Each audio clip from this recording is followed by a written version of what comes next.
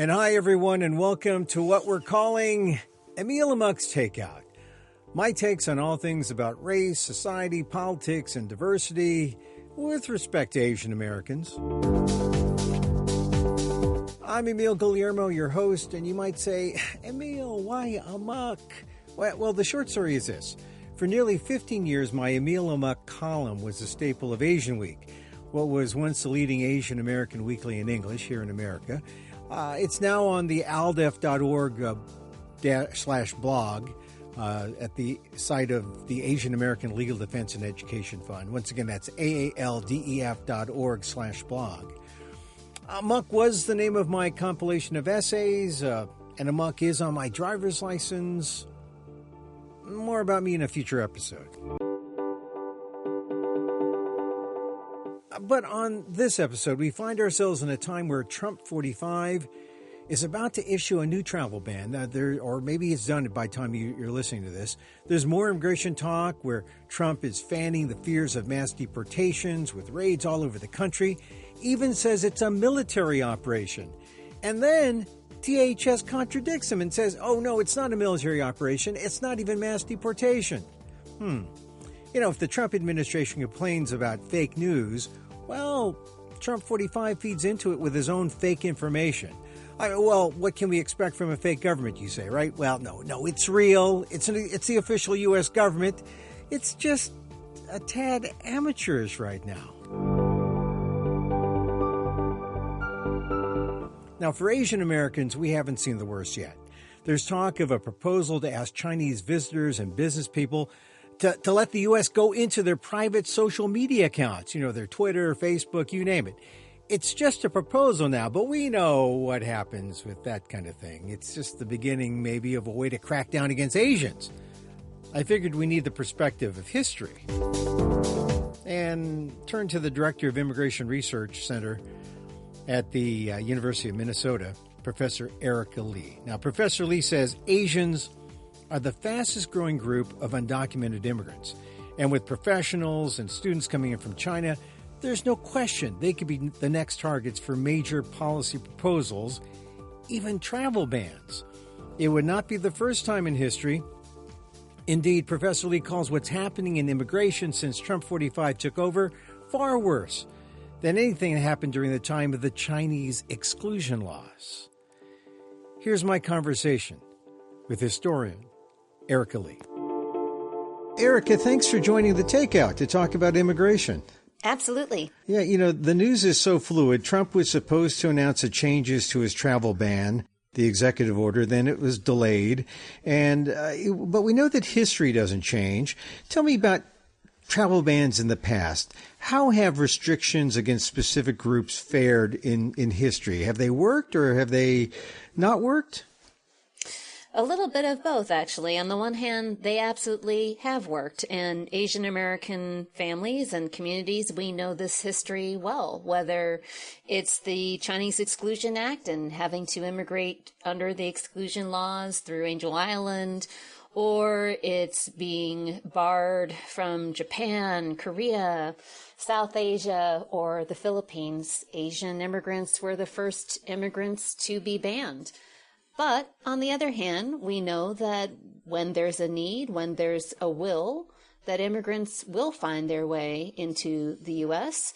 So the history of Chinese exclusion, of paper sons, and those who try to find a different way into the United States around the exclusion laws is also part of our history as well. So when you look at what's going on now and, the first attempt at the travel ban and this subsequent attempt to maybe rewrite it and make it fit legally what the Ninth Circuit said should be the standard, what do you think? How are you looking at the news now in light of the history and what has happened? Do you see that there will be these workarounds? People will be creative, or do you see where maybe the law or the courts will step in and say, no, this isn't good. We know what happened to Asian Americans. We don't want it to happen again. The first thing is that it's extremely complicated, all of these legal contests, as well as the way in which immigration works today. This is a global economy. We know so many businesses, universities, as well as immigrant activists and advocates are making the case for why such bans are not only bad for America, but then also discriminatory.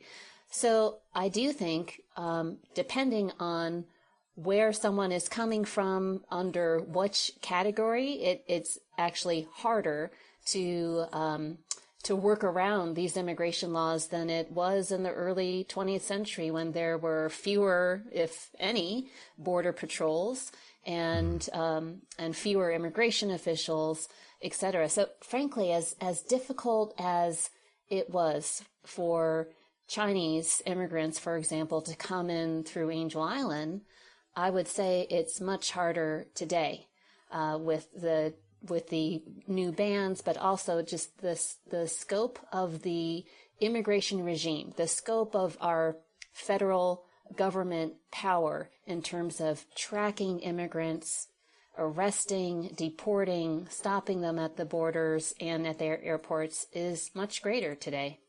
Yeah. So as a historian, do you see attempts at putting on new travel bans and these immigration restrictions as more of a tragedy, more of a tragic situation? Absolutely. I think because as a historian, but really as an American who knows this history, we tend to think that we should have learned some lessons from the past. Certainly we were heading in that direction. The 1965 Immigration Act abolished discrimination in immigration. In 1988, the U.S. government officially apologized for incarceration of Japanese Americans. Even the watered-down 2012 Statement of Regret by Congress for Chinese exclusion, these are generally seen as positive moves in the right direction to come to grips with our past, come to terms with our past, and hopefully turn a new page.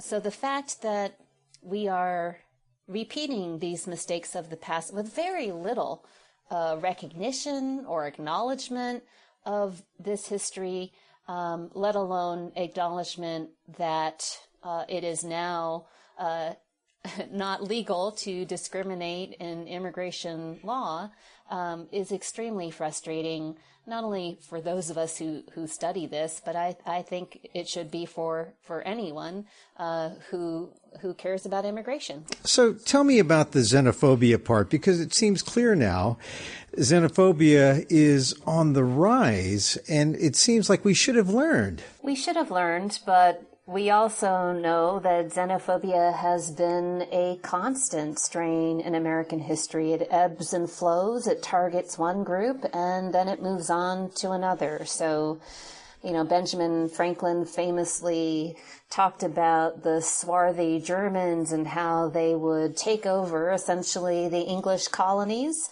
In the 1850s, the Know Nothing Party went after the Irish Catholics. And when you read those documents, they describe how they firmly believe that Catholicism is diametrically opposed to American ideals and institutions. It sounds an awful lot like the Islamophobia that we hear today. So this is unfortunately a constant undercurrent in American history that we never really seem to get past. Yeah, and I guess it isn't too far-fetched to say that it is in America's DNA, because it just keeps recurring and coming back. And it's odd for a nation which was founded on this idea of liberty and free speech and freedom of religion, etc. It is odd, but we also were founded on slavery and the dispossession of American Indians, and one of our first immigration laws and naturalization laws really make it very clear that only certain immigrants are welcomed and only certain immigrants can become American citizens. So the 1790 Naturalization Act makes it very clear it's free white persons. So, when we put all of those things together, what we get is a very complicated picture. The U.S. has for sure lived up in many ways to that ideal of a nation of immigrants. But the dirtier side, the darker side of that story is one that we often forget, and that is the history of xenophobia, banning immigrants, building walls, extreme vetting. We've been here before. That's definitely for sure. We talked about this rising tide of xenophobia, and it's like we haven't learned. But how could we learn? If we were able to learn from history, what would we do? What would the prescribed action be for the ideal president or the ideal Congress to move forward on this? Or actions by the people. That is what has been the most inspirational thing, the silver lining in this month of very bad news, is that I know as a historian that there were no protests in San Francisco at the dock when the U.S. government was excluding Chinese. I know that the dissent around Japanese American incarceration was very muted.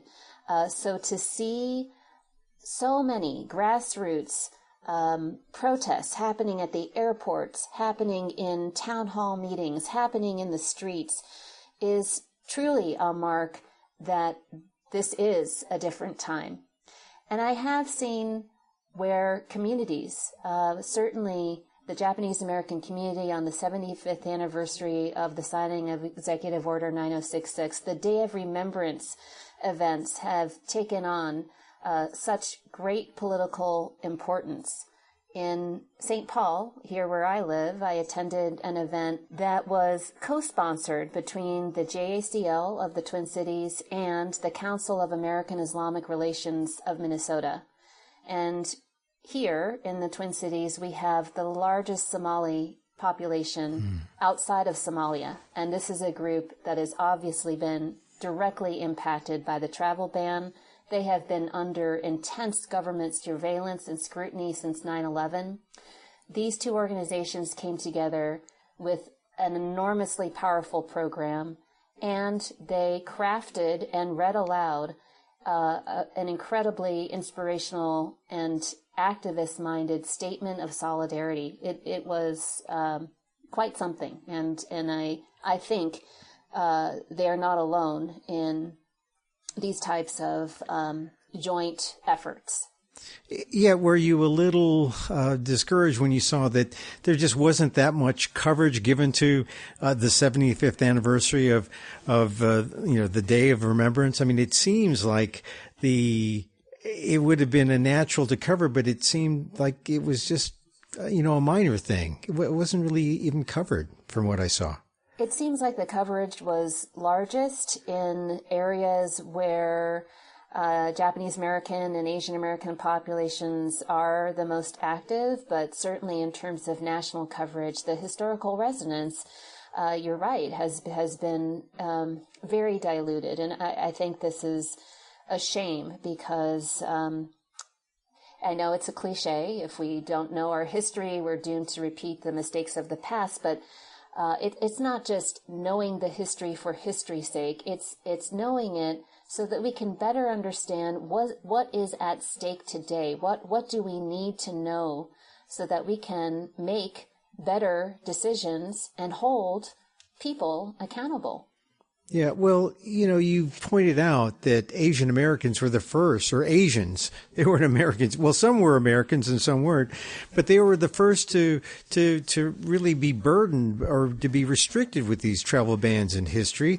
How should Asian American activism, how should they stand up to this kind of force happening today, even though Asians aren't targeted in the same way? I mean, what is the responsibility of the Asian American community? I think the first thing is to understand that these types of actions do affect Asian Americans. Asian immigrants are the fastest growing, not only immigrant group in the United States, but the fastest growing undocumented immigrant group in the United States.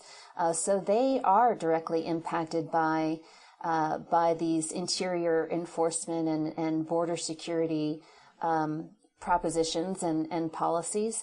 And the far-reaching implications of these kinds of immigration restrictions we actually don't know, how far they will go, but certainly Attorney General Jeff Sessions has been a long supporter of restricting legal immigration. We know that Asians and Chinese immigrants in particular are the single largest immigrant group coming in today, many as international students, many as professionals. So I don't think that class status or national origin necessarily protects new Asian immigrants from these policies. But certainly as Asian Americans whose families have lived through these consequences, the need to act up is imperative, and the need to not only talk about solidarity, but show solidarity could not be more clear. So it isn't the time for Asian Americans to say, well, been there, done that, not my problem, or to just sort of keep their eyes focused on what they're doing and forget about what's going on? Absolutely not. I think that the voice and the again imperative that Asian Americans have to speak out has never been stronger. As an historian, tell me about the frustration you feel when you see that you have a specialized sense of knowledge, which shouldn't be so specialized. It's American history, but your knowledge of it must really eat at you when you see the things playing out today. I teach immigration history at a big public university. I also teach Asian American history. So my students and I go through journeys every semester where we've been and what we're doing now. I start every class period with immigration in the news. And I will always remember that day in December of last year when then President Trump announced his all-out Muslim ban. That were his exact words. We had just finished studying Asian exclusion, and I stood in front of the classroom and I said, and it was very emotional, I said, I cannot believe that I am here in front of you today talking about an immigration policy that is actually worse than the horrific Chinese Exclusion Act that we all sort of point to as a nadir in our immigration history. But here we are today, and in fact, this proposed ban is worse than Chinese exclusion. I cannot believe that this is where we are, and that after all of these decades of change and seeming progress, certainly not at all perfect in an unequal immigration system, but that we would still be willing, apparently, to accept and now elect a candidate with such an explicitly xenophobic and discriminatory immigration platform. So it's exceedingly difficult. I remember just 2 years ago, the 50th anniversary of the 1965 Immigration Act. I mean, that was, I didn't really understand how important that was, but that just really opened up all of Asian immigration back then. And it's the reason why we have an Asian American community as sizable as it is today. And yet we see these forces that would go against the kind of thing that we saw in 65. In fact, I think the new reductions in terms of where Trump would like to see immigration is to allow maybe half of the million that are allowed now to the United States. And there goes that trickling down, right? Going after the quote-unquote illegals. You stop the refugee resettlement program. You enforce in the interiors, and then you go after legal immigrants. So that's exactly what I mean when, if Asian Americans think that they're quote-unquote safe from these policies, Asian immigrants have been the most benefited from the new pathways to immigration that the 1965 Immigration Act opened up. And so they will be impacted. And certainly if any of our international relations with Asian countries get even more rocky, who knows who would be added to the travel ban? What is Congress's responsibility here? Because we saw the massive bit of history that the 1965 Immigration Act was.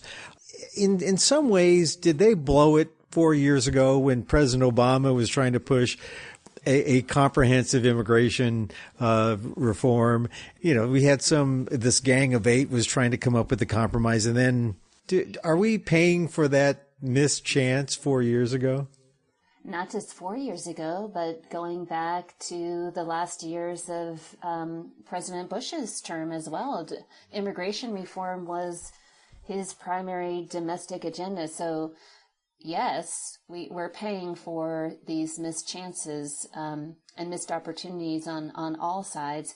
But at the same time, it's not just Congress. What we have seen is the movement in the states and in local governments to, quote unquote, do the federal government's job if the federal government isn't going to do it. So, state laws, Proposition 187 in California in 1994 was found to be unconstitutional, but states have just continued to push the envelope with Arizona's SB 1070, the Alabama law in 2011. We can see the impact and the effects of what's been happening at the state level being written into now these federal policies. And I do think that we're in for big legal contests because many of these state laws, many of the provisions did go up to the Supreme Court and were found to be unconstitutional. But even if these laws are overturned, the impact already has been great. The fear, the segregation, the exclusion, the marked feeling of being not only an outsider, but reviled and hated and just not belonging in this country. This is going to be another generational impact, and let's be clear that this had begun far before President Trump, but the marshaling and the general it seems like acceptance of many of these policies, I think, has been a wake-up call and just does feel different for, I think, many immigrant communities. Yeah, I remember 94 with Prop 187, which was really harsh against undocumented immigrants, and then, as you point out, found to be unconstitutional. And I thought we had maybe turned the corner, and yet now with the new president and his new administration, it's almost like the green lights are back on. It's allowed people who are, noted xenophobes or racists to come forward and openly declare their sentiments and their feelings. It's justified it and naturalized it and made it completely acceptable. It's absolutely true. You're a historian. I'll let you have a crystal ball so you can, instead of looking at the past, you can maybe look at the future. Where do you think we're going with this for the next year, next 4 years? Where do you think? Next generation? I guess it's long lasting if things happen in the way that really aren't the way we'd like to see them, perhaps. But what does your crystal ball say, Professor Lee? Historians are supposed to be notoriously bad at predicting the future, so I'll keep it to the near future. One thing is that I think we're in for a messy fight on all fronts, legally, politically, socially, culturally, but it also feels like a moment of great energy. Again, going back to these earlier debates over immigration, there was not mass mobilization behind immigrants. There was not this level of interest of everyday people who don't typically march or who don't typically get involved, of them coming up and asking I just gave a public lecture at a public library, mostly, middle class white retirees. I'm talking about our divided America, the ways in which this is reflected in our immigration and in Asian American history. And they came up and said, what can we do? What can we do today, to make a difference? This is different than previous generations. That gives me hope. So on the one hand, it's very clear, crystal ball or no crystal ball, that we're in for a long fight and a long haul. But on the other hand, there's energy and commitment that I don't think had existed before in previous eras. And for me, I have to hang on to that as inspiration, because otherwise it's incredibly distressing and depressing to be thinking that we're going down these paths again. Erika Lee, thank you very much. You're so welcome. And Erika Lee again, professor of history at the University of Minnesota, where she teaches immigration history and is director of the Immigration History Research Center and the author. Yeah, she's also the author of The Making of Asian America, which is just out in paperback. So check out her book. And now it's up to you. Write to DHS, your member of Congress, about the immigration proposals we've talked about. As Professor Lee says, it's imperative that Asian Americans take action. And that's our program for today. Once we're on iTunes, please subscribe, rate, and review. You can contact me on Twitter at Emil Amok, or go to the AllNet blog at www.aaldef.org/blog. Thank you for listening to Emil Amok's Takeout. I'm Emil Guillermo.